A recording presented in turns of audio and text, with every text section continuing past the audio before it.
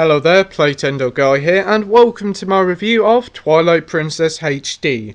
This generation has been a generation of remasters for the Legend of Zelda franchise, with the main Nintendo 64 titles being remade in 3D, and GameCube's Wind Waker getting the HD treatment.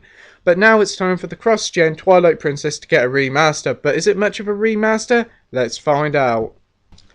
Originally released in 2006, Twilight Princess was released on both the GameCube at the end of its era and a launch title for the Wii. Whilst the GameCube version was motion controlled free, it was hard to come by, so most of the plays were on the Wii. And this version was full of basic motion controls that at the time were revolutionary, but now are a bit of a pain in the backside. Good thing they're gone and replaced with button controls. You can now swap between Link and Wolf Link by touching on the Wii U gamepad. There are still some motion controls. You can aim with the Wii U gamepad and it is surprisingly accurate. But if motion controls is not to your taste, you can still aim with the dual analog controls.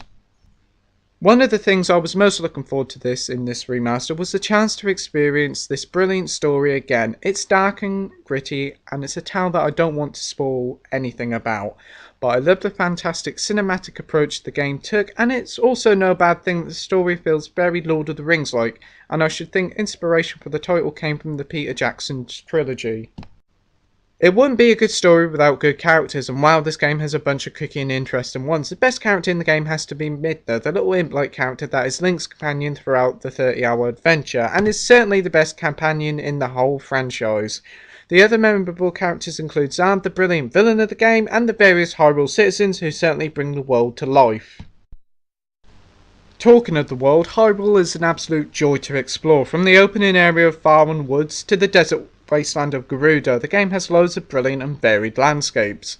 To get you around the world quicker, you can ride Epona, Link's trusty steed, and while it is fun to ride her, she can be quite awkward and you may end up running into a wall quite a few times. The game does start off quite slow as the game opens up with Link as a farmhand in a little village. It does take a good 2 to 3 hours before it properly gets going, but when it does, it unfolds into what is a brilliant Zelda game. At various times in the game, Link can transform into a wolf and enter the world of Twilight, a coffee-stained, dreary parallel dimension to Hyrule. In these sections, you control Wolf Link as he solves puzzles, fight terrifying monsters, and see what is happening to the residents of Hyrule.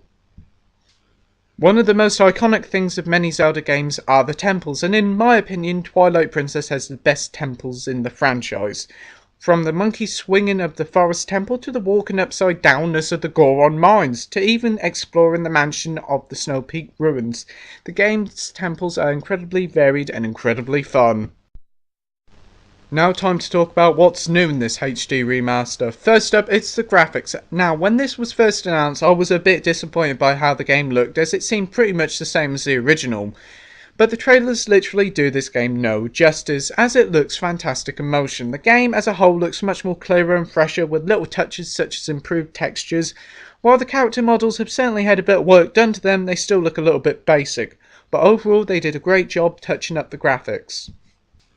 Returning from Wind Waker HD is the touchscreen inventory and map, which again is a brilliant inclusion as it lets you swap equipment in seconds without having to go through menus. Also off TV is here again, and it is a great inclusion.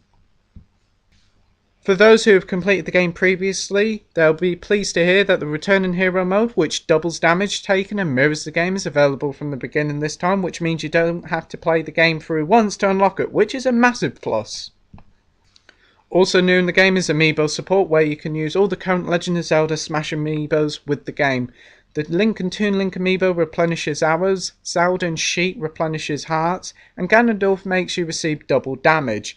But the big Amiibo here is the brilliantly designed Wolf Link Amiibo, which unlocks a new area called the Cave of Shadows, which is a 40-floor dungeon that can only be completed as Wolf Link. It's a fun little inclusion, but it's not necessary to fully enjoy the game. Now time to wrap things up. Twilight Princess was an absolutely fantastic game when it was first released 10 years ago, and this HD remaster is a brilliant addition to the Wii U's library.